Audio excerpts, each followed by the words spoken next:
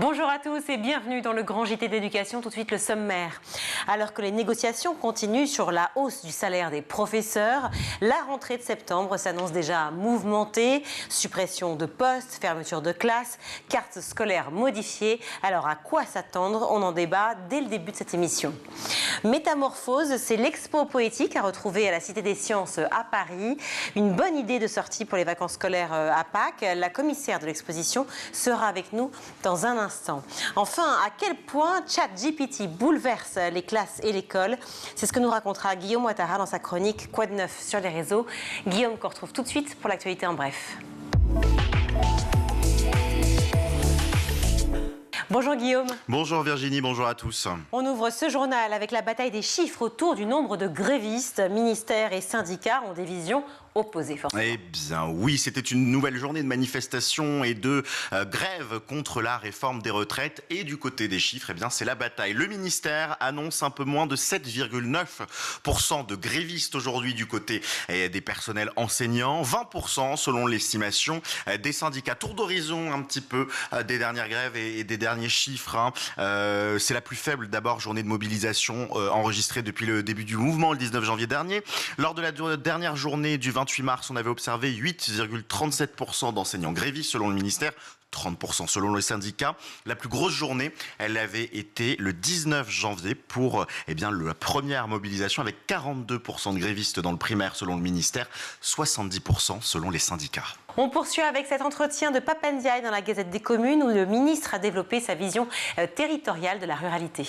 Oui, c'est un entretien fleuve que le ministre de l'Éducation nationale a accordé à nos confrères et consoeurs de la Gazette des communes où il revient un petit peu sur le maillage territorial. Il revient d'abord sur cette annonce, souvenez-vous, il y a quelques jours d'Elisabeth Borne dans la Nièvre d'une anticipation à 3 ans de la carte scolaire et de la fermeture des écoles. Le ministre détaille un peu les raisons de ce choix. Le but, explique Pape Ndiaye, c'est d'avoir une visibilité à moyen terme et par exemple qu'un maire qui vient de lancer la rénovation de son école ne découvre pas un mois plus tard qu'une de ses classes, qu'une ou plusieurs d'ailleurs des classes vont fermer. Autre sujet, celui d'une proposition d'élus de la Nièvre pour un maillage territorial de 20 minutes pour les écoles. En clair, ne pas être au plus loin à 20 minutes d'une école. Eh bien, c'est impossible selon Pape Ndiaye qui met en avant des temps de trajet allongés dans certaines zones montagneuses. Autre annonce également, celle de la fin des conventions de ruralité. Alors souvenez-vous, c'était sous l'ère de François Hollande, des conventions qui avaient vocation à dynamiser l'offre de formation en zone rurale. Pour le ministre, elles n'ont pas fait leur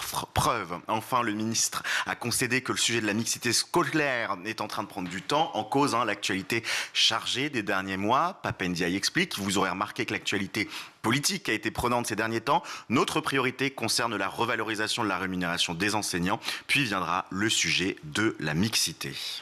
Coup d'œil maintenant sur les audiences télé d'hier soir avec un carton pour la série télévisée L'école de la vie. Oui, c'est la deuxième saison de cette série qui se déroule dans un lycée. C'est Julie de Bonnat qui est dans la peau d'une prof de français et de théâtre très investie dans la vie de ses élèves, mais elle-même en proie à de lourds problèmes personnels. La série s'est hissée en tête des audiences hier soir avec 2,8 millions de téléspectateurs, soit 13,3% de PDA. Pour School TV, le journaliste Alexandre Letraine, présentateur de l'émission La Loi des séries, revient sur les clés du succès populaire de cette série. Dans un paysage qui est de plus en plus saturé par les polars, l'école de la vie, ça tranche évidemment. C'est une série du quotidien qui se passe dans une école où on va suivre à la fois le quotidien des élèves qui ont leurs problèmes et les professeurs qui essayent de leur résoudre. À chaque nouvelle saison, un nouveau professeur principal, entre guillemets, qui apparaît. Ici, c'est Julie de Bonnat, une actrice qui est ultra populaire auprès du public. Donc, c'est une série qui fait du bien. À chaque épisode, on a le cas d'un élève qui est étudié. Il trouve une conclusion plutôt heureuse à la fin de l'épisode. Donc, c'est une série qui réussit pendant 52 minutes à nous sortir de notre quotidien tout en nous le racontant, et c'est ça qui fait du bien. On remercie Alexandre Letraine et puis on souhaite beaucoup de succès encore à Julie de Bonnat qu'on embrasse. On termine avec un imbroglio autour de l'affaire du harcèlement du jeune Fares dont on vous parle ici depuis quelques jours. Oui, cette affaire dont on a eu l'occasion de parler sur l'antenne de School TV est en train de prendre une drôle de tournure. Pour rappel, depuis quelques jours, un jeune Fares, élève de 6e du collège Jules Verne de Carcassonne, accuse certains de ses camarades de harcèlement et même de l'avoir poussé du haut des escaliers. Sa mère a médiatisé l'affaire l'affaire, d'abord sur l'antenne de RTL, puis dans l'émission Touche pas à mon poste diffusée sur C8, mais depuis ces passages télévisés, plusieurs voix dissonantes, discordantes se font entendre et accusent la mère et son fils de mensonges. Difficile en tout cas de démêler le vrai du faux, tandis que la famille a déposé une plainte. Le ministère, il a un peu soufflé et sifflé le coup d'arrêt dans cette histoire, puisque des personnels du collège du jeune Fares ont été menacés physiquement. Un communiqué a été publié. Dans l'intérêt de la communauté éducative, le ministère en appelle aujourd'hui à un retour à l'apaisement ainsi qu'à la responsabilité des acteurs du débat médiatique. Un silence donc médiatique qui aurait du bon pour cette affaire. Oui, on rappelle que c'est la mère, Sarah, qui a médiatisé l'affaire au départ, et non pas les médias qui sont responsables pour une fois. Merci beaucoup, Guillaume. Suppression de postes, fermeture de classes, carte scolaire modifiée, tout cela dans un contexte de forte tension sociale. La rentrée 2023 s'annonce déjà rude. Alors, à quoi s'attendre? On en parle tout de suite avec nos invités. Pour en parler, je suis ravie d'accueillir sur ce plateau Alix Rivière. Bonjour. Bonjour. Merci beaucoup d'être avec nous, à nouveau avec nous. Vous êtes administratrice nationale et porte-parole de la FCPE 93. Merci d'être avec nous. Et Sébastien Vieille également, que je reçois par Skype. Merci beaucoup d'être là dans le Grand JT. Bonjour Sébastien. C'est un plaisir. Vous êtes secrétaire national à la pédagogie du SNALC. Alors ce week-end, on a appris dans le JDD que Pape Ndiaye faisait désormais partie du club des ministres invisibles, créé non sans humour par un autre ministre, celui de la Santé, François Braun. Est-ce qu'il est invisible, notre cher ministre de l'Éducation, Pape Ndiaye, Sébastien Vieille? Nous, on ne trouve pas vraiment. Il est passé récemment à la télévision, notamment sur LCP, où il a tenu des propos qui nous ont agacés. Donc, on ne va pas vous dire qu'il est invisible. D'accord, agacé, mais bien présent. Donc, ça veut dire que pour vous, en fait, le dialogue, ce n'est pas celui que vous attendez, mais en revanche, il y a dialogue. Alors, il y a un dialogue qui existe, mais malheureusement, il n'est pas sur les points que nous espérerions. Et quand il s'exprime dans les médias, il a tendance à dire des choses qui peuvent nous énerver. Ouais. Oui, alors vous énervez, on va en parler. Le style est très différent de son prédécesseur Jean-Michel Blanquer, qui avait un autre style aussi. Alix me regarde avec un œil que je vois bien. L'exaspération monte. Là, on semble non seulement avoir un problème de communication, mais a priori pas de dialogue, mais surtout lorsqu'on regarde les différents déplacements et prises de parole, eh bien, une absence totale de connaissance des codes. Est-ce que je me trompe, Alix Rivière ? Alors, si je dois faire un comparatif entre Jean-Michel Blanquer et Pape Ndiaye, en l'occurrence, ce qui est surprenant, c'est que Jean-Michel Blanquer passait son temps à nous mentir régulièrement. Enfin, nous, en FCPE, on faisait des déclarations dans des instances très officielles où on disait que les chiffres de moyenne nationale, enfin départementale, étaient insincères. Nous n'avons jamais été attaqués en diffamation. Voilà, on avait une véritable insincérité dans le discours. Pape Ndiaye, à l'inverse, il assume complètement. Il explique que y a 15 millions d'heures de cours qui ne sont pas remplacées, presque. Et alors, on a la solution. Donc la martingale qu'il déploie, alors mon collègue, Sébastien Vieille, oui. Sébastien Vieille du SNALC, premier degré, mais vous connaissez sûrement le dispositif Devoir fait, qui est censé tout résoudre. Donc il y a cette grosse enveloppe d'heures qui fonctionne pas très bien, mais ils ont un énorme budget qu'il faut absolument placer. Et là, ça y est, c'est devenu le nouvel Eldorado pour l'année prochaine, la suppression de l'heure de technologie avec un renfort. Enfin, ils ont l'impression que... ah oui, et puis le paiement en heures supplémentaires, avec un forfait supplémentaire pour les professeurs, pour pallier à cette carence d'humains qui existe déjà, tout en ayant supprimé en parallèle 1500 postes pour l'année prochaine. Alors justement, on va détailler tout ça. Mais lorsqu'on parle de communication, est-ce que c'est pas, et d'ailleurs pour un jour de manifestation, mardi tout le monde est dans la rue, pardon, je dis mardi, on est jeudi, jeudi tout le monde est dans la rue aujourd'hui, est-ce que c'est pas aussi un problème général de communication du gouvernement Sébastien Vieille? Vous avez même déposé, vous, une contribution au Conseil constitutionnel, justement par rapport à cette réforme des retraites. Oui, tout à fait. Donc, on sait que cette réforme, elle va être attaquée, notamment par certains députés, sur le fond. Nous, bien évidemment, on est contre le fond, mais on s'est aperçu que sur la forme, il y avait énormément de choses à critiquer, sur les véhicules utilisés, sur plein de choses. Donc, on a déposé une contribution auprès du Conseil constitutionnel, et on espère que si le Conseil constitutionnel dit le droit, on espère qu'ils auront l'intelligence et puis on va dire l'honnêteté de censurer tout ou partie de cette loi. Donc on est vraiment dans le combat face à cette réforme des retraites. Mais pour parler de la communication du ministre, vu que c'était le sujet que vous avez lancé, on a justement un chiffre qui a été donné là sur le nombre d'heures non remplacées dans l'éducation nationale qui est faux. Ce chiffre de 15 millions, je ne sais pas d'où il le sort, mais c'est beaucoup moins, clairement.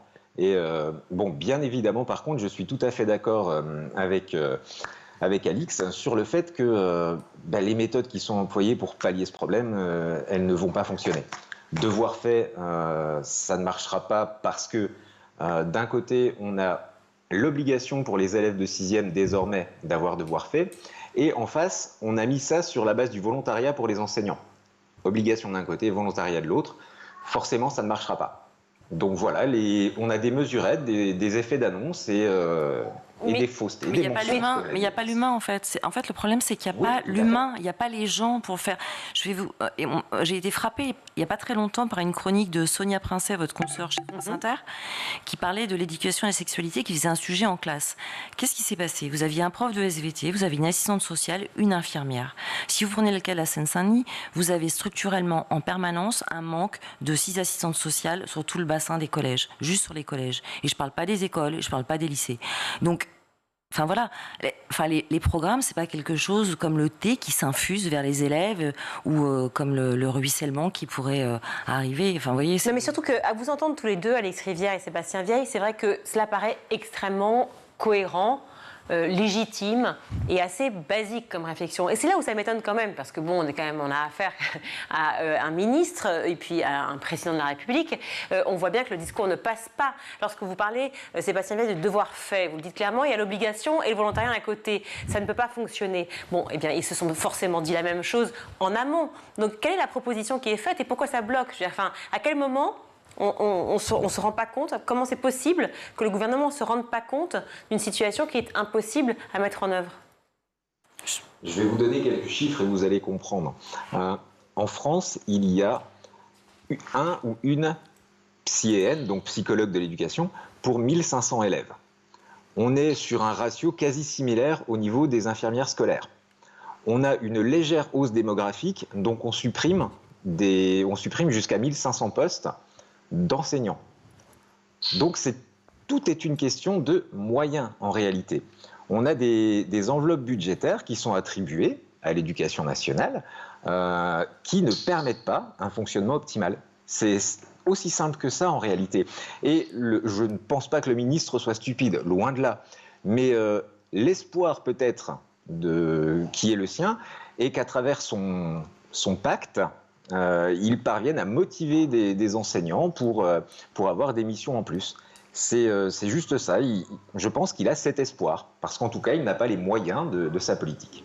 Alors, on est quand même sur un jeu de dupes, hein, par exemple sur l'obligation de devoir fait. Enfin, j'utilise volontairement ce mot parce que le message, c'est obligation, volontariat. Oui, ce que dit Sébastien. Et derrière, on est sur il n'y a pas de volontariat ou les élèves ne vont pas venir à devoir fait. Enfin, il y a quelque chose comme si on se disait tiens, enfin, c'est fréquent qu'on dit les élèves sont réfractaires à devoir fait et pour cause parce que c'est organisé de façon très hétérogène et surtout, encore une fois, je le répète, il n'y a pas l'humain. Il faut se rappeler quand même quelque chose d'important, c'est qu'avant dans les établissements, il y avait ce qu'on appelait des maîtres répétiteurs. Et voilà, ça, ces personnels-là, ils étaient en capacité réelle de pouvoir accompagner les élèves sur cette séquence. Et c'est comme ça aussi on pouvait vraiment mettre en place des choses. Là, on demandait des gens, c'est comme si vous avez fait votre journée, et puis derrière, ce serait sympa si vous pouviez donner des cours à des journalistes étudiants, quoi.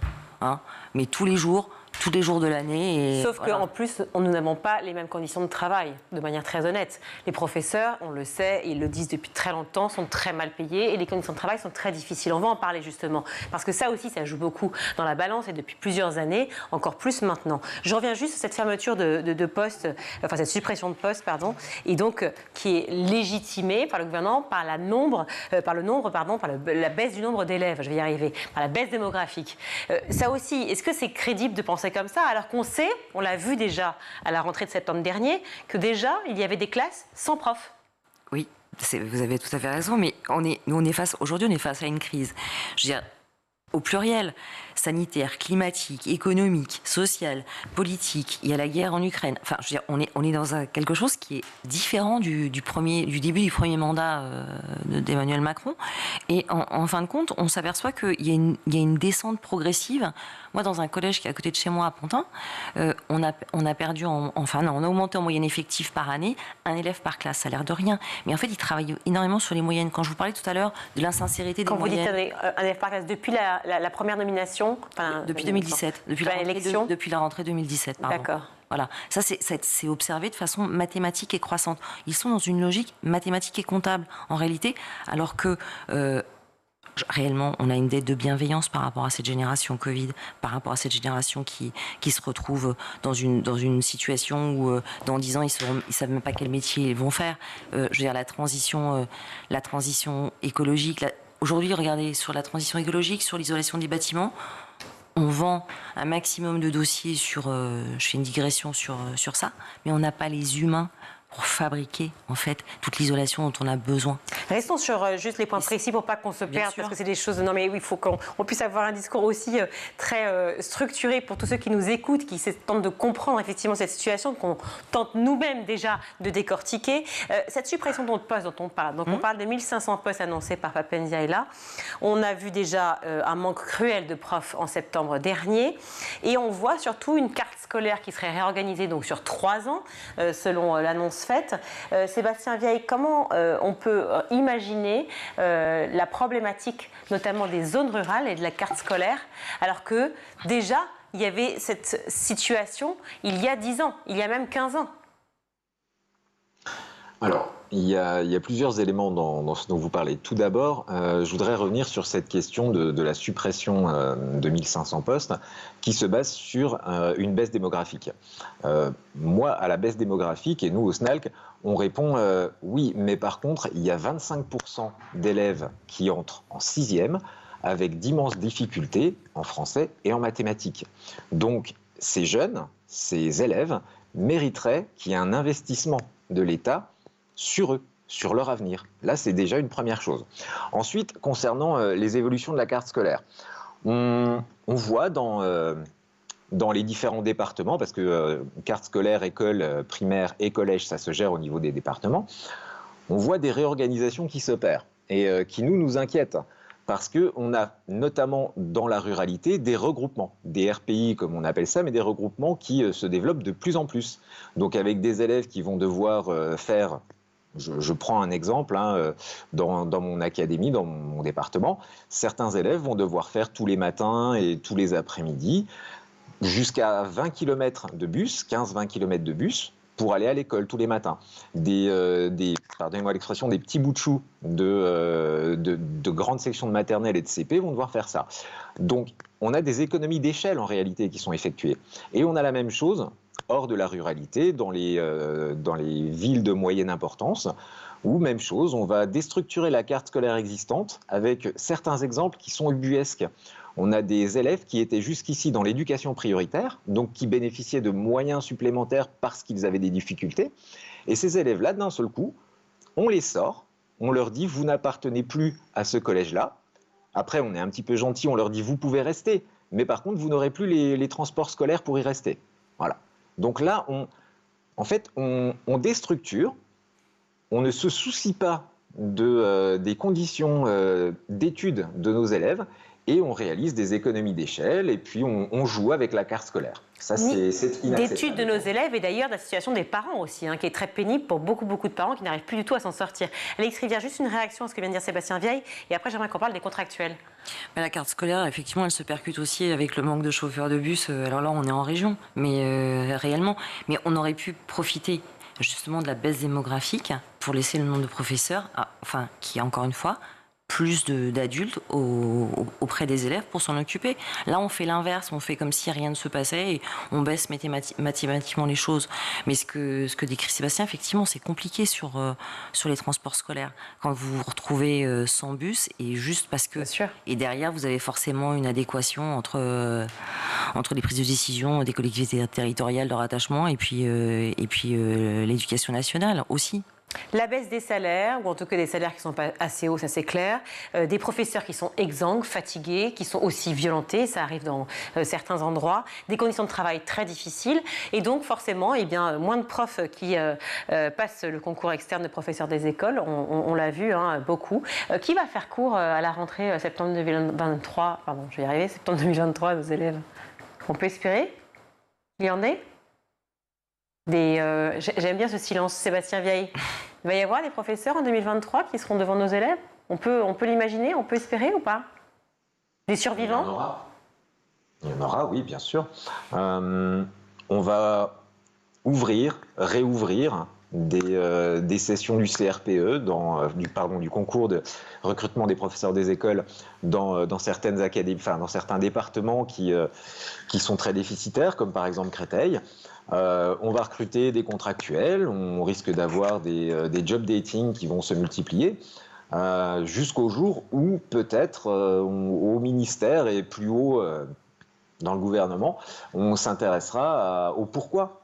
Et on comprendra que la baisse de revenus de 2,3 SMIC à une époque pas si lointaine à 1,09 plus récemment, elle a peut-être eu des répercussions là-dessus. Et puis on comprendra aussi qu'il faut peut-être s'intéresser justement, comme vous le disiez, aux conditions de travail des enseignants, mais pas seulement. Moi, j'ai une pensée pour des collègues à ESH qui régulièrement se font mordre ou taper par des petits. Donc voilà, qu'on se soucie des conditions de travail, puis surtout que le ministère, et ça c'était le sens de la dernière déclaration faite par le SNALC au Conseil supérieur de l'éducation, que le ministère entende quand les représentants des parents, quand les représentants des enseignants leur exposent des situations. Il serait temps, franchement, qu'ils nous écoutent. Oui, mais c'est ce qui est reproché aujourd'hui au gouvernement, d'ailleurs, notamment sur la réforme des retraites, où en fait, on a l'impression, en tout cas, c'est une impression, mais on sera ravis d'inviter le ministre Pape Ndiaye et même Emmanuel Macron, s'il le veut, pour en discuter sur ce plateau, mais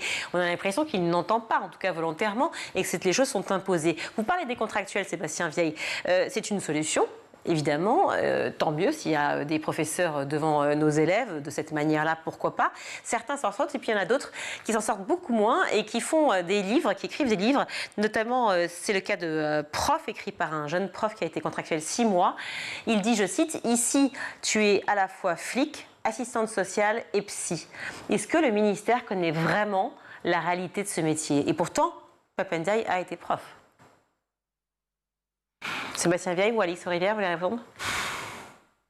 Enfin, je veux dire, c'est tellement dépendant de l'endroit où effectivement ça se passe, mais encore une fois, je vous le répète, il y a une véritable difficulté sur le nombre d'adultes qui s'occupent des gamins, mais à tous les niveaux, à tous les compartiments du jeu. Et donc aujourd'hui, on assiste à des choses extrêmement délétères et très violentes parce que, comme encore une fois, on n'a pas suffisamment d'adultes pour s'occuper des enfants. On gère comme on peut. Et on assiste aussi à des dérives fortes du type des conseils de discipline qui s'opèrent aussi pour faire de la discipline intra-établissement parce que tout le monde n'en peut plus. C'est-à-dire qu'on ne sait pas comment gérer les choses. La rentrée, vous parliez de la rentrée tout à l'heure. En fait, moi, l'image qui m'est venue, c'est de faire rentrer un pied quelque chose du 41 dans du 36. Et tous les ans, ça fait un peu plus d'ampoules. Et moi, j'ai l'impression qu'en fait, tous les ans, le 41, il doit rentrer dans du 32 ou du 31. Donc voilà, et ça va être le même affolement, la même catastrophe que tous les ans, en pire à chaque fois. Tous les professeurs qui viennent sur ce plateau, tous les syndicats, toutes les personnes que l'on reçoit disent tous la même chose. Vous avez tous, avec évidemment vos dispositions, vos idées, etc., différentes, et propositions aussi différentes, bien entendu. Voilà. Mais en fait, tous disent la même chose, tous disent ça va craquer. On est déjà dans une situation où ça craque, où l'éducation et l'école ne vont pas, mais là, on arrive à un point de rupture. Du côté des parents, dernière question, parce que évidemment, on parle beaucoup des élèves, on parle beaucoup des enseignants. Sébastien Vieille, du côté des parents, qu'en est-il? Parce que je vois aussi que les parents n'en peuvent plus. Il y a une exaspération. Les enseignants se plaignent aussi souvent de la violence des parents, de l'interférence des parents dans les programmes scolaires, dans la vie quotidienne, dans la vie éducative. Et puis aussi cette triangulaire qui n'est pas respectée, cette colère. C'est se dire aussi, mais pourquoi les enseignants ne sont pas là? Pourquoi j'ai personne qui fait cours? Et puis pourquoi ils font grève? Moi, je veux que mon fils il ait cours de maths. Donc, cette ambiance-là, j'aimerais avoir un mot de votre part, Sébastien Vieille. Alors c'est un petit peu comme le sujet précédent sur le métier en réalité est différent suivant l'endroit où on l'exerce. D'ailleurs, Pape Ndiaye, pour lequel j'ai beaucoup de respect en tant que professeur, est professeur des universités. Il n'est pas professeur comme moi à Montbéliard ou comme d'autres à Créteil en collège. Donc c'est pas le même métier. Et je vais vous dire que en fait les parents, la relation aux parents dépend beaucoup de l'endroit où vous êtes. Il y a des endroits dans les campagnes où, par exemple, à l'école primaire, il y a des choses très très bien qui se font en collaboration entre les parents et les enseignants. Dans l'éducation prioritaire, pardon, il y a des parents que vous ne voyez jamais parce qu'ils sont très très éloignés des réalités de l'école et parce que voilà, il y a une barrière qui s'opère. Et puis vous avez aussi des parents qui vous mettent la pression. Mais encore une fois, je vais pas forcément leur taper dessus. Clairement, l'idée, c'est faut se rendre compte que ce qui a évolué encore très récemment, c'est toute cette pression qui est mise sur les élèves, notamment au lycée. Pression par Parcoursup, de choisir son orientation, d'avoir les bons résultats, les résultats idoines pour obtenir cette orientation. Pression du contrôle continu. Donc en permanence, l'élève cherche à avoir la note qui lui permettra de réussir. Et les parents ressentent cette pression et ont envie que leur enfant réussisse. Donc cette pression, les parents, certains vont l'exercer sur les chefs d'établissement et les chefs d'établissement, ça va redescendre en direction des professeurs. Donc ce qui a tendance à mettre en place des relations conflictuelles, et ça c'est vraiment dommageable, mais c'est un système qui est à repenser. Alix Rivière... Nous, on a des propositions, mais ça c'est... Alix Rivière, je rappelle que vous êtes porte-parole de la FCPE 93 et aussi administratrice nationale. Emma Guessel, qui produit cette émission, a inventé un slogan pas mal. Prof moins motivé et exténué, parents agacés, élèves pénalisés pour l'interrogation. C'est vrai que ça pourrait être un slogan, finalement, dans la rue. Ça colle complètement. Là, en ce moment, à Montreuil, en Seine-Saint-Denis, je peux vous dire qu'il y a des parents qui sont extrêmement énervés et qui sont... qui bloquent, ils sont super, ils n'en peuvent plus. Exactement pour toutes les raisons que nous disons, donc que nous venons de citer. Donc nous allons assister à des émergences comme ça qui vont être au fil de l'eau en fonction des situations globales. Mais c'est vrai que quand vous avez des élèves qui ont pendant une année pas de prof en primaire ou pas de prof d'anglais ou pas de prof de maths, mais c'est devenu la règle en fait quasiment. Et même une autre chose, moi j'ai été assez choquée récemment, j'ai entendu Pape Ndiaye expliquer que pour le premier degré, l'année prochaine, de toute façon sur les remplacements, on avait déjà des solutions puisque les élèves étaient déjà répartis par classe. Ça, vous voyez, par exemple, c'est un truc qui énerve énormément et les parents et les professeurs et aussi les élèves, parce que souvent les élèves expliquent que ils se sont un peu ennuyés dans leur journée et les parents comprennent que il n'y a pas eu ce qu'il devait y avoir et les professeurs sont désolés parce que ils peuvent rien faire pour la classe, les élèves de la classe qu'ils ont en plus et ils ont eux-mêmes leur classe à gérer. On est dans quelque chose de plus en plus assumé dans quelque chose de chaotique. Tout le monde a conscience, et j'imagine le ministre aussi, que la situation est dramatique, mais c'est vrai qu'on ne voit pas du tout d'issue. En tout cas, plus on en parle ici dans le Grand JT, on est là pour trouver des solutions, pour essayer d'échanger. Mais il en a donné, mais ce qui a été donné, je vous assure que ça marche. Sébastien l'a dit, ça ne fonctionnera pas. Espérons. Partons sur une note d'espoir. Quittons-nous là-dessus, en tout cas, pour que enfin l'école reprenne vie. Merci beaucoup à vous deux d'avoir été avec nous. Alix Rivière, je rappelle que vous êtes porte-parole de la FCPE 93 et administratrice nationale. Et Sébastien Vieille, secrétaire national à la pédagogie au SNALC. Merci beaucoup d'avoir été avec nous. Merci à vous. On marque une courte pause, on se retrouve.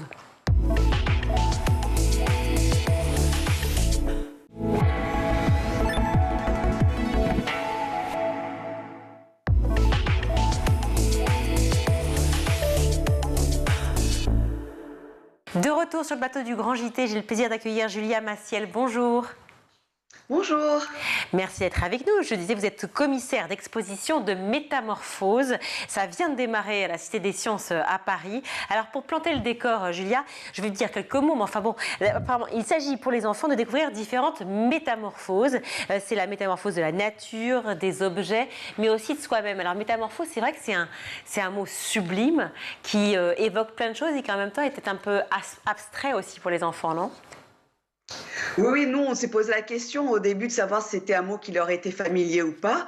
Et nous avons même fait des petites enquêtes auprès du jeune public. Et il s'avère qu'en fait, ils connaissent, c'est un mot qui est un peu familier, ils ne savent pas forcément exactement ce que c'est. Ils associent un peu à transformation. Mais voilà, parce que dans la culture populaire, dans des dessins animés, dans des films, il y a des métamorphoses. Donc, ce n'est pas quelque chose qui leur est complètement inconnu.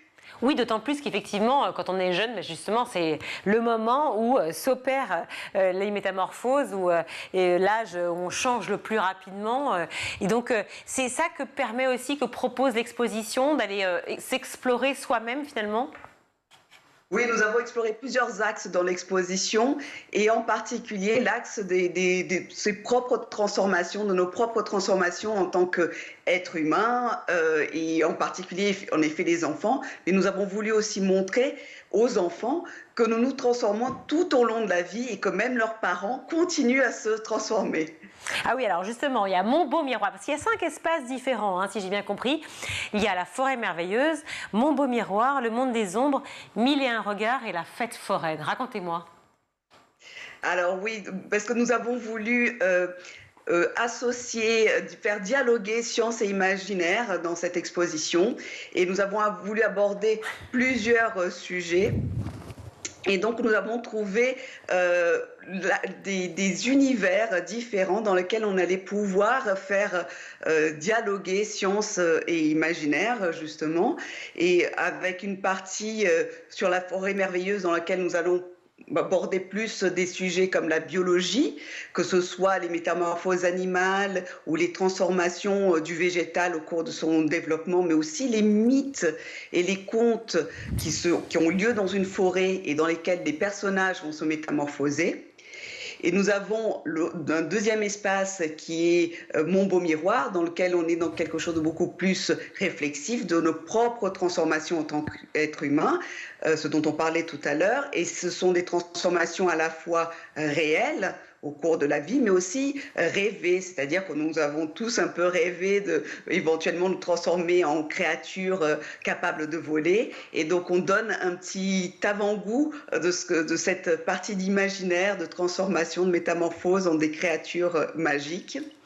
Et nous avons le monde des ombres qui est un peu en continuité avec cette partie de Mon Beau Miroir, mais qui est un grand théâtre d'ombre dans lequel nous invitons les enfants à se transformer en petits monstres en utilisant des accessoires et en jouant avec leur ombre et ainsi révéler un peu leur part d'ombre, parce que nous avons tous en nous une petite part d'ombre, un petit côté obscur de la force qui fait partie de qui nous sommes et qu'il faut apprendre à vivre avec. Pour ensuite aller dans une autre partie qui est 1001 regards, dans lequel on invite nos jeunes visiteurs à chausser des paires de lunettes qui vont transformer le regard ou le colorer grâce à des filtres de couleurs. Et en explorant l'espace qui va se transformer grâce à ces lunettes, se dire que nous ne voyons pas tous le monde de la même façon et qu'il suffit parfois de faire un petit pas de côté pour voir les choses un peu différemment. Et puis il y a la fête foraine, c'est ça qui finit, le dernier espace. Voilà, et le dernier espace, c'est la fête foraine, dans laquelle il s'agit plus de transformation de la matière, on est plus dans le domaine un peu de la physique et de la chimie, et on s'inspire de cet univers de fête foraine dans laquelle, au départ de l'histoire de la fête foraine, il y avait des démonstrations des nouveautés en sciences, en technique, donc on s'inspire de ça pour parler de la transformation du maïs en pop-corn, mais aussi de différents états de l'eau, des transformations aussi en cuisine, parce qu'en cuisine, lorsqu'on fait un gâteau, il y a plein de transformations en physique et chimique. Et c'est ça qu'on a voulu montrer dans cette dernière partie de l'exposition. Guillaume Ouattara, vous êtes motivé pour aller voir cette exposition? Moi, à partir du moment où ça parle de cuisine, avec grand plaisir. Mais justement, moi, la Cité des Sciences, les souvenirs que j'en ai, c'est que on touche, on sent, on joue, on s'amuse. Vous avez commencé à l'aborder un peu, mais comment c'est ludifié pour les jeunes? Qu'est-ce qu'ils peuvent expérimenter concrètement et qui va rendre l'expérience unique dans cette expo? Alors, nous avons voulu proposer une variété d'expériences. On présente du vivant, Donc, on a des axolotes qui sont des animaux très particuliers d'origine mexicaine, qui sont des grandes larves. Ils sont petites, mais elles vont grandir, ils peuvent devenir des grandes larves, et qui ont une métamorphose facultative, c'est-à-dire qu'elles ne vont pas forcément se métamorphoser. Elles vont se métamorphoser dans des conditions très particulières. Elles peuvent vivre toute leur vie sous forme de larves. Donc, on montre ces animaux que nous, adultes, nous méconnaissons souvent, mais les enfants les connaissent assez souvent. Nous présentons aussi des cétoines, qui sont des sortes de scarabées qui vont faire une métamorphose et pour pouvoir se reproduire vont devoir se métamorphoser. Nous avons des petits films de métamorphose animale, nous avons des jeux d'association de larves avec des adultes, parce que c'est pas si simple de faire cette association-là. Nous avons des contes et des mythes, des audios qui vont nous raconter des histoires. Nous avons des films d'animation, nous avons des expériences où on met tout le corps en jeu. Alors, nous avons essayé de multiplier les postures, les expériences pour les enfants et pour les adultes. Alors, ce qui est étonnant dans cette exposition, c'est que vous l'avez pensé en collaboration avec 12 enfants, ce que je trouve assez génial. C'est dans l'idée de justement le faire par soi-même. C'était important pour vous d'inclure ces enfants ?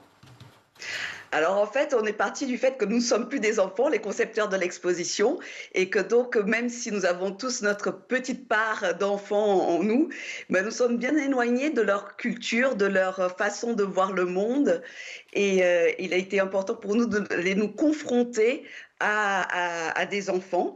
Donc on était en collaboration avec une association périscolaire Montmartre et une antenne particulière Montpelleport dans le 20e arrondissement, et nous avons animé 9 ateliers avec eux, donc 9 mercredis après-midi. Nous avons passé l'après-midi avec eux, et pour savoir déjà ce qu'ils comprenaient du mot métamorphose, transformation, qu'est-ce qui les intéressait, et même en tant qu'activité aussi, qu'est-ce qu'ils aimeraient faire dans un musée comme activité.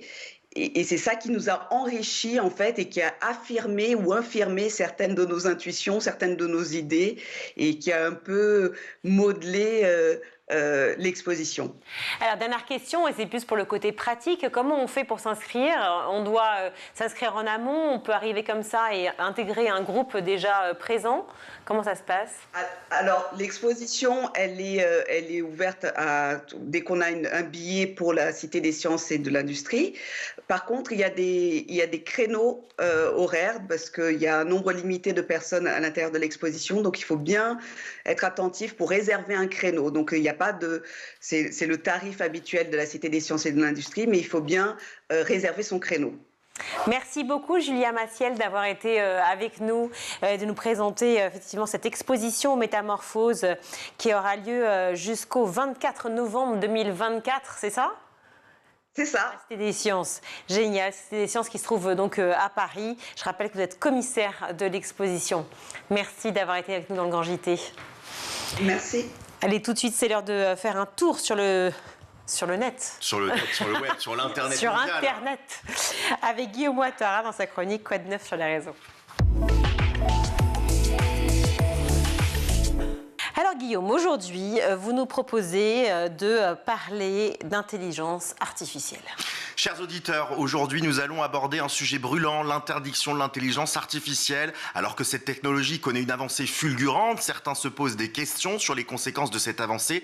Et qui mieux que Virginie Guillaume, cette animatrice au charme naturellement ravageur, pour aborder ce sujet délicat.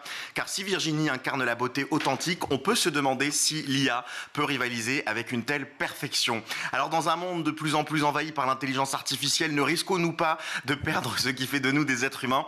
Et pourtant, ironiquement, ce début de chronique a été écrit par ChatGPT, l'intelligence artificielle développée par OpenAI. Oui Virginie, voilà, peut-être que demain les journalistes rédigeront leur chronique avec l'intelligence artificielle. D'où ce ton Je ne comprenais plus. Je me disais, mais qu'est-ce qui lui arrive? Oui, le ton est lourd. Bon, évidemment que... Moi, j'aime bien ce qu'ils disent. Il moi, m'enlève ChatGPT. les mots de la bouche quand il s'agit de décrire votre beauté. Je lui ai demandé de faire une chronique un peu sympathique et fun, qui fasse, voilà, le parallèle. Voilà, c'était de dire l'intelligence est artificielle, mais votre beauté est naturelle. Il a même pas réussi à saisir ce paradigme-là. Voilà, c'est maladroit, c'est trop empoulé. Ça n'a rien à voir avec ce que je fais habituellement. Et pourtant, ça y est, on y est. 2023, l'intelligence artificielle est capable. Ça, on a certaines personnes à la télé qui font des chroniques de ce type-là. Vous avez des noms?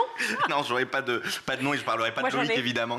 Non, je plaisante évidemment, Loïc Landreau qui est très bien. Mais voilà, on est dans ce stade où l'intelligence artificielle est capable d'annoncer un petit peu quelques petites choses. Depuis 2022 et l'arrivée de ChatGPT massivement et gratuitement sur le marché, beaucoup de questions se posent. Les lycéennes et les lycéens, eux, ils sont contents. Tous font leur devoir. Vous allez dans une cour de récré, ils passent tous par ChatGPT, ils copie-collent les sujets, les réponses arrivent. Même chose du côté des étudiants qui font même leur mémoire, leur master, leur mémoire de recherche grâce à ChatGPT. Il suffit de poser des bonnes questions et on a des réponses plutôt sympathiques. Mais le problème, c'est qu'on se demande s'il n'y a pas des millions d'emplois qui peuvent être un peu menacés par cette technologie.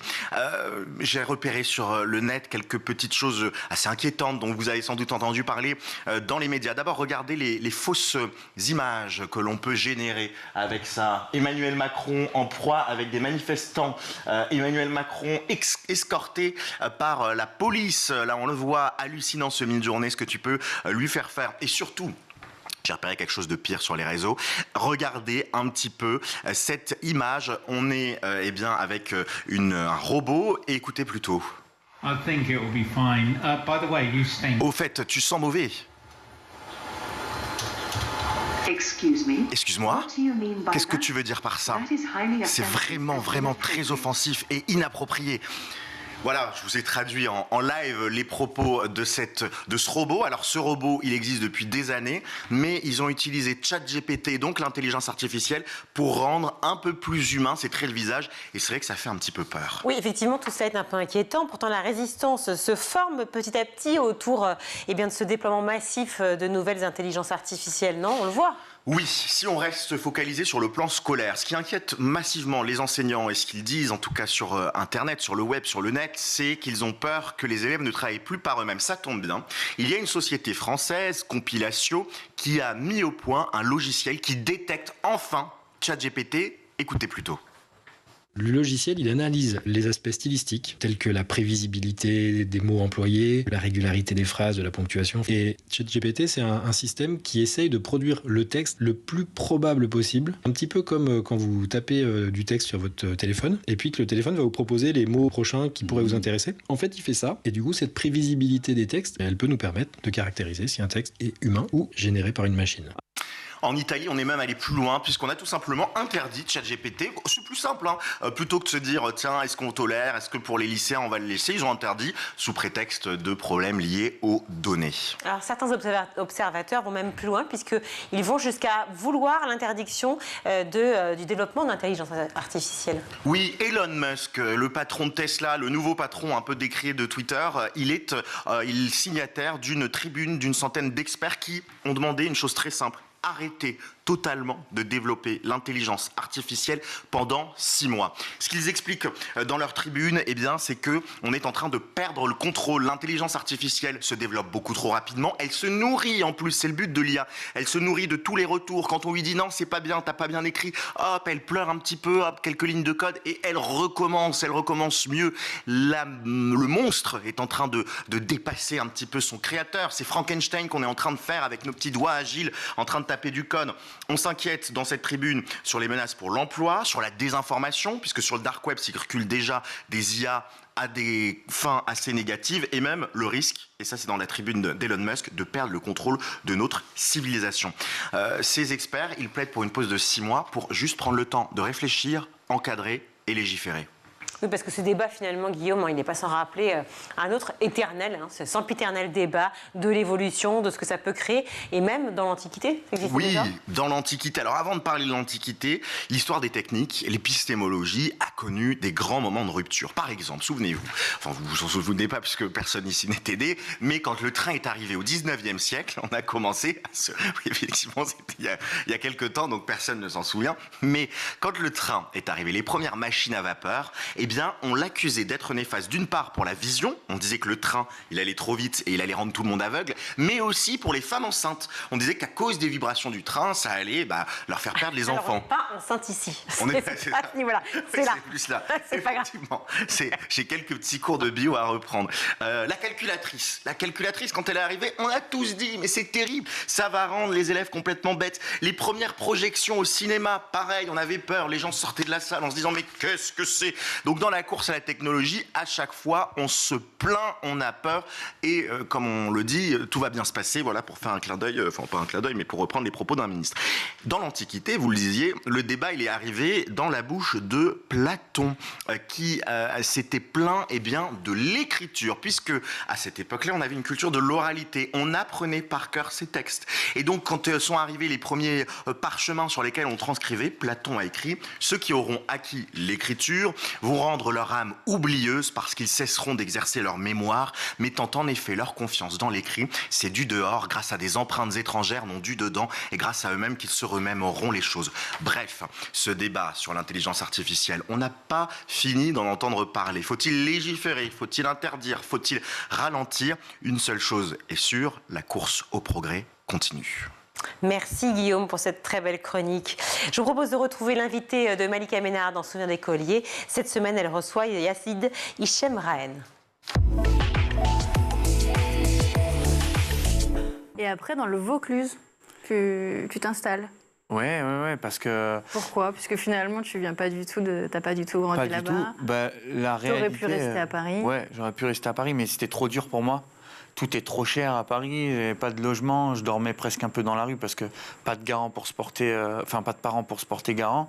Et donc je choisis une ville un peu plus modeste où je fais la rencontre d'un monsieur qui s'appelle Bernard Blacher, qui a été mon mécène très longtemps, qui est dans les 150 plus grosses fortunes de France. J'ai eu beaucoup de chance de le rencontrer parce qu'il m'a supporté financièrement, il m'a appris les rudiments de l'entrepreneuriat, avec tout ce que ça en résulte. Et puis, avec ce monsieur, on a ouvert une dizaine de boutiques de glace, ensemble, dans le sud, dans tout le sud de la France.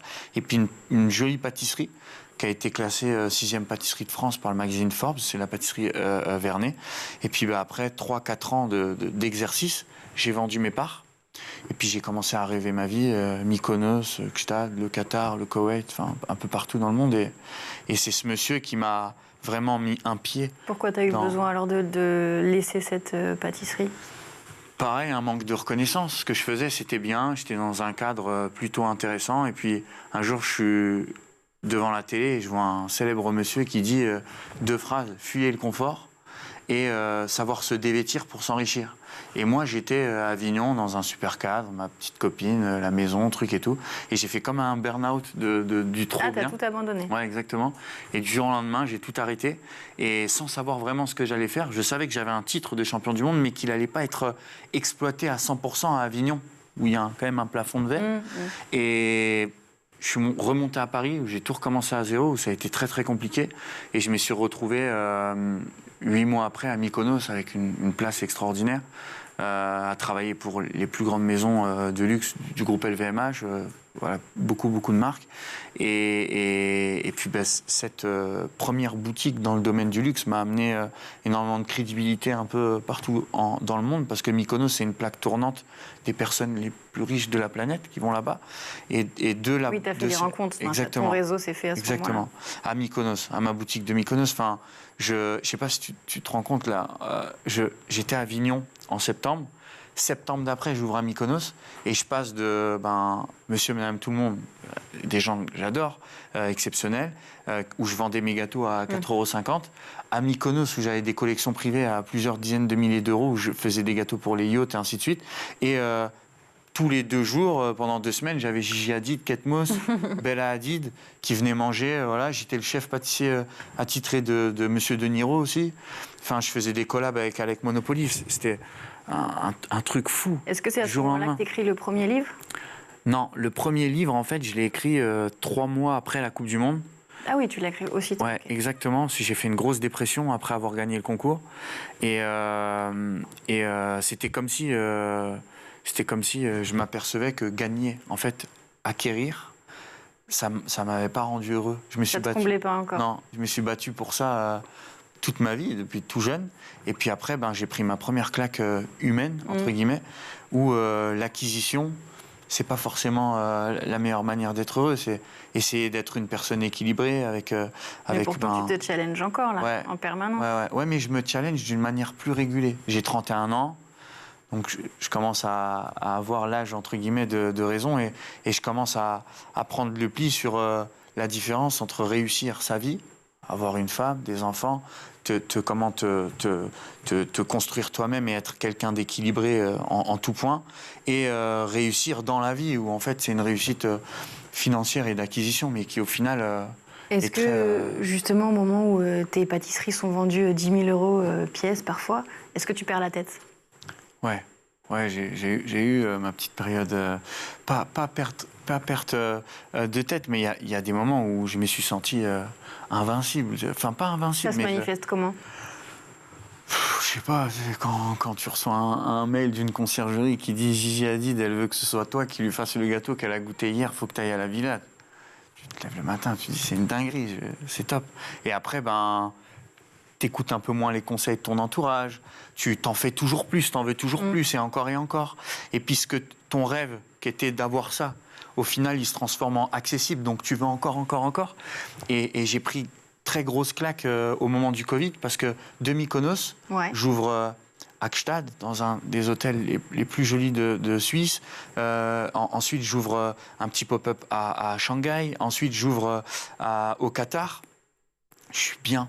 Extraordinaire, j'ai les licences de marque, les royalties et tout, je fais le tour du monde et tout dans des conditions malades mentales.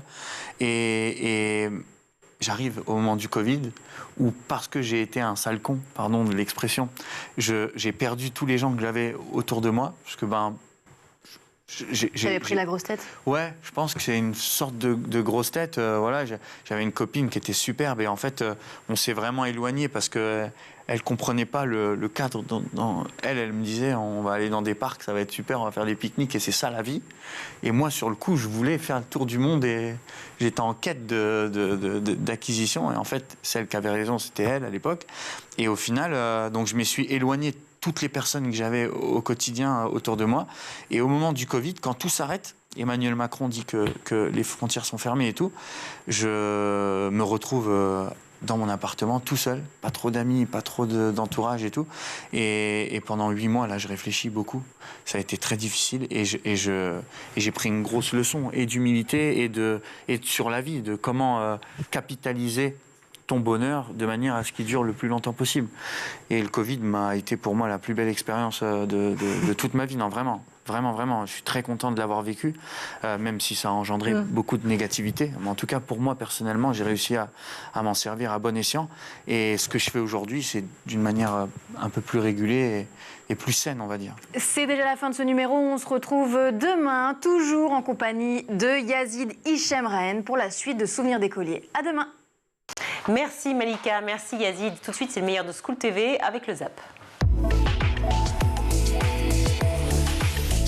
Catherine, qu'avez-vous envie de dire justement à Océane? C'est quand on est justement pas forcément habile dans telle ou telle langue qu'il faut partir? Justement, c'est l'occasion. Effectivement, on ne demande pas forcément d'avoir des niveaux bilingues de langue pour partir à l'étranger. Après, il faut simplement adapter ses recherches à son niveau d'anglais, en fait. Enfin, son niveau de langue, quoi qu'il en soit. Donc, tous les postes ne demandent pas de très bon niveau. Et puis, disponibilité de 2-3 mois, c'est largement suffisant pour l'été. Hein. Les employeurs, ils jonglent aussi avec les candidatures qu'ils reçoivent. Donc, c'est pas une très bonne excuse, en fait. Amadou, vous êtes d'accord? Oui. Et c'est l'occasion. En général, de toute façon, ceux qui partent l'été, c'est justement pour améliorer leur niveau de langue. Donc, il ne faut pas se mettre cette barrière-là. Et souvent, en plus, nous, on a constaté que les Français, ils avaient très souvent un niveau supérieur à ce qu'ils pensaient. Donc, nous, on a eu des adhérents qui étaient très étonnés d'avoir été recrutés alors qu'ils pensaient qu'ils avaient un niveau qui était nul. Et en fait, ils ont été recrutés et ils ont vraiment adoré leur séjour à l'étranger. Donc, Catherine, c'est la première fois que j'entends ça. C'est la première fois que j'entends ça. On n'est pas si nul que ça en langue, ça fait plaisir. Non mais c'est bien de l'entendre dire effectivement. Amadou. Alors pour aller dans le sens de Catherine, effectivement sur le job à l'étranger, il est intéressant aussi de cibler les offres d'emploi qui ne requièrent pas en gros niveau d'interaction. Il y a les woofing, il y a des emplois qui permettent effectivement de ne pas beaucoup interagir. Peut-être qu'ils ne sont pas beaucoup plus nombreux par rapport aux autres, et ça permet effectivement d'être en situation professionnelle et de développer ses compétences linguistiques. L'autre avantage aussi pour les étudiants, alors moi je trouve qu'il est aussi intéressant d'aller travailler dans un fast-food à Londres. Bon, c'est un peu compliqué avec l'histoire des visas maintenant, mais dans un autre pays étranger, parce qu'on pourra toujours justifier des compétences sociales comme l'adaptabilité, parce que je suis sorti de ma zone de confort et je suis parti le faire ailleurs. Ce sera beaucoup plus facile à défendre que si je l'ai fait dans le McDo qui est à 300 mètres de chez moi. Bien sûr, mais tu dis que tu vas avoir 2-3 premières semaines difficiles et après, forcément, quand c'est sans filet, tu es obligé de te débrouiller, tu vas devoir parler, tu vas devoir améliorer ton écoute. C'est ces compétences-là qui sont beaucoup demandées par les employeurs, que l'étudiant pourra valoriser demain. J'espère qu'on a réussi à convaincre Océane, ça y est, on l'a perdu. Elle cherchait un job juste à côté de chez elle, ça y est, on l'a partie, elle va aller bosser en Allemagne ou en Angleterre. Mais quand vous étiez petite, alors vous passez vos vacances dans l'Est de la France, si j'ai bien compris, avec des copains ou de la famille, ça j'ai pas bien compris. Oui, des cousins et des amis. Et alors là, vous montez des spectacles, les 3 saucissons rieurs, le chien qui faisait miaou, ou Attaque à la Mirabelle volante. Vous vous en souvenez de ces histoires? Bah oui, en fait, c'est des enquêtes. Parce que du coup, on était une bande de cousins et d'amis, entre 8 et 12 ans. Et on avait un cousin plus âgé qui s'appelait Camille. Et qui, pour nous, mettait... Enfin, on était dans une maison avec un jardin. Et il faisait des enquêtes. Donc, il mettait des indices, du faux sang, des machins. Et toutes les journées, nous, on essayait de reconstituer les morceaux de ce qui était passé, du crime qui avait été commis, etc. Et en même temps, on enquêtait sur des faits un peu étranges et tout. Et on avait un restaurant après qu'on avait fabriqué. Oui, comme on a maintenant le Happy Nouille. Voilà, exactement. Donc tout était réuni, on faisait des enquêtes et après on racontait des histoires. Enfin, c'était une sorte de mise en scène. Donc en fait, moi je croyais que la partie je raconte des histoires, c'est ce qui avait de plus important pour vous, mais la partie enquête, elle est fondamentale. Bah oui aussi, parce que c'est cherché en fait. Enfin, quand en tout cas, ce qui moi m'a plu dans le fait de faire les Odyssées, c'est que donc la matière, c'est une matière historique. Je raconte des histoires, mais c'est des choses réelles. Et donc tout l'enjeu, c'est de transformer des récits historiques en récits d'aventure. Mais avant de pouvoir les transformer et de les écrire en récits d'aventure, il faut bosser un tout petit peu. Il faut bosser un petit peu et donc faire des enquêtes. On fait des recherches. Voilà, et on fait des recherches, tout ça. Et ça, c'est passionnant en fait. Si vous avez des enfants et que vous vivez dans une grotte, je vous signale quand même qu'on retrouve dans les Odyssées, podcast extraordinaire de Laure Besançon. Alors ça, c'est dans le bouquin maintenant, qui est paru aux arènes et que je monte. Dans le tome 1, il y a Aliénor d'Aquitaine, Marco Polo, L'homme au masque de fer, Pirates des Caraïbes. Il y a aussi le Loch Ness, Toutankhamon, etc. Toutankhamon, on le croise. Enfin, c'est plutôt Howard Carter que Toutankhamon d'ailleurs. Enfin, c'est les deux qu'on croise également dans le spectacle. Podcast, livre. Si vous passez à Paris, il y a donc ce spectacle. C'est au Théâtre Libre jusqu'au 1er janvier 2023. Tous les samedis et dimanches à 14h et tous les jours pendant les vacances de Noël. Tout cela, cet univers immense, il est signé Laure Besançon. On les retrouve à vos côtés, Pierre Pascal, pour ce printemps de l'écho. C'est un événement qui fait la part large aux lycéens, aux étudiants. Pour vous, quels sont les sujets qui les mobilisent le plus ?